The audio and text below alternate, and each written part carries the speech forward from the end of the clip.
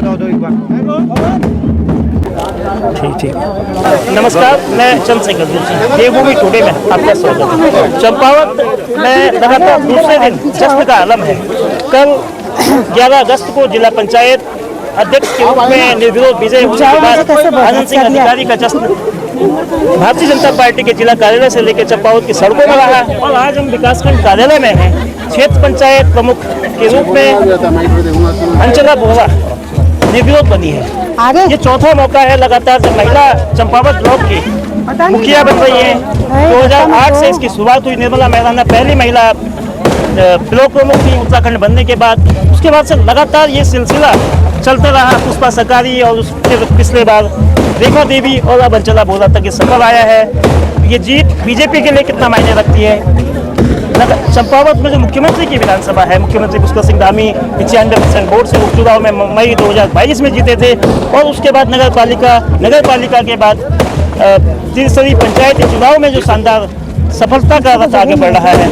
ये जीत 2027 के विधानसभा चुनाव में इसका क्या महत्व होगा? चंपावत नेपाल सीमा से लगा ब्लॉक है। ग्रामीण क्षेत्र 90% से ज़्यादा है। विकास की क्या संभावना है और जीत के मायने क्या है? आप पहली बार जिला नगर क्षेत्र पंचायत सदस्य बनी है, निर्विरोध सदस्य बनी है और निर्विरोध ब्लॉक प्रमुख बनी है। इस पर आपकी क्या प्रतिक्रिया है? जी बहुत सबसे पहले आपका बहुत धन्यवाद। निर्विरोध बीडीसी मेंबर अपने क्षेत्र की समस्त देवतुल्य जनता का, मैं चौकी फुंगर माफी की समस्त जनता का बहुत धन्यवाद करती हूँ कि उन्होंने मुझे अपने क्षेत्र से निर्विरोध बीडीसी मेंबर के रूप में चुना। और वहीं से जब मैं वहाँ से निर्वाचित हुई निर्विरोध, तो पहले से था कि मतलब समाज सेवा करनी है, इस क्षेत्र में आना है। बट वहाँ से एक मुझे दिशा मिल गई थी जब मैं निर्विरोध चुनी गई अपने क्षेत्र से। और जैसा कि आपको पता है अभी 50% का आरक्षण महिलाओं को दिया गया है पंचायती चुनाव में। उसमें भी जो हमारी ब्लॉक की सीट थी महिला आरक्षित थी। तो वहाँ से हमने जो है अपना, मैंने बीडीसी जो मेंबर थे उनसे संपर्क करना शुरू किया, मेल मिलाप शुरू किया और उनका एक मुझे अच्छा समर्थन प्राप्त हुआ। और उसी के आधार पे जो उनका मुझे समर्थन सहयोग प्राप्त हुआ, उसके आधार पे मैंने भारतीय जनता पार्टी के शीर्ष नेतृत्व से मुझे एक मौका देने की अपील की वहाँ। और हमारे माननीय मुख्यमंत्री जी द्वारा मुझ पर विश्वास जताया गया और मुझे पार्टी से अधिकृत किया गया। इसके लिए मैं उनका बहुत धन्यवाद करती हूँ और उन्हें विश्वास दिलाती हूँ कि मैं संगठन को हमेशा मजबूत करने का कार्य करूँगी और भारतीय जनता पार्टी को मजबूत करने का कार्य करूँगी। हमारे माननीय मुख्यमंत्री जी के हाथों को मजबूत करने का कार्य निरंतर करती रहूँगी।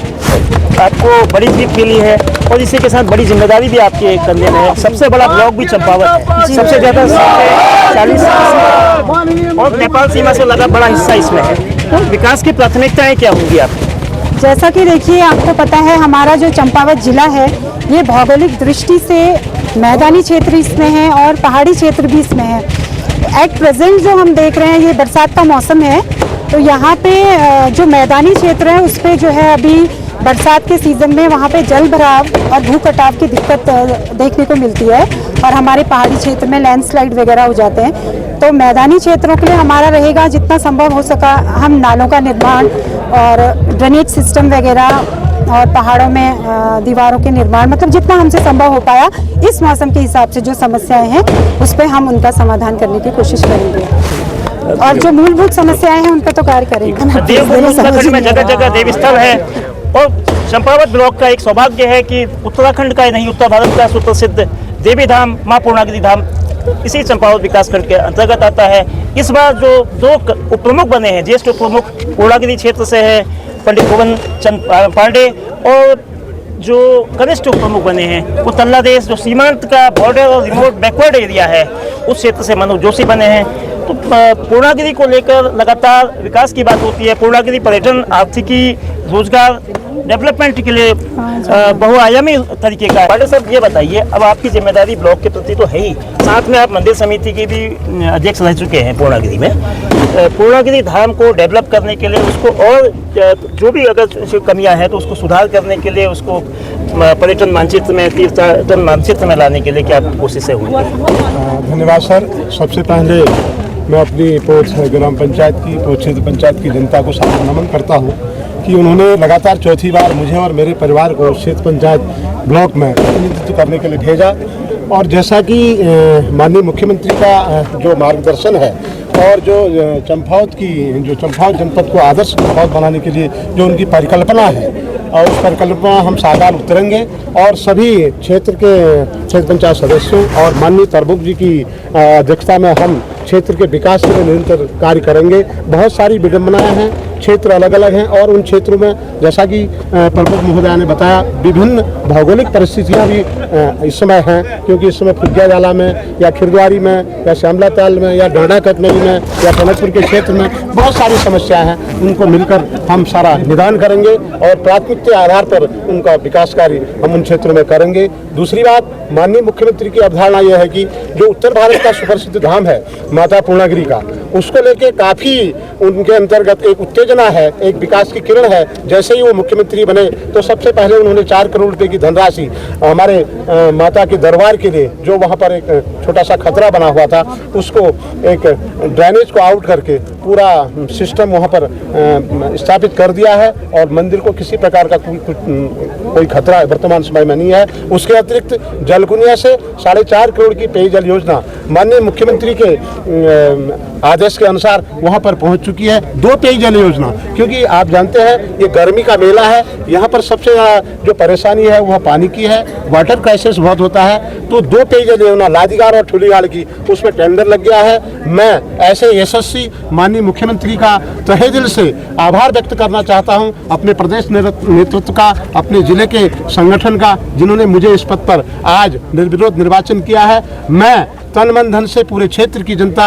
माननीय प्रमुख जी को साथ लेकर, अपने कनिष्ठ अनुज मनोज जोशी जी को साथ लेकर इसका हम प्राथमिकता के आधार पर विकास करेंगे और माता के धाम को एक ऐसे सुनियोजित ढंग से उसको संवारने का हम कार्य करेंगे। काफ़ी विकास कार्य वहाँ पर चल रहे हैं और काफ़ी विकास कार्य वहाँ पर प्रगति पर हैं। धन्यवाद।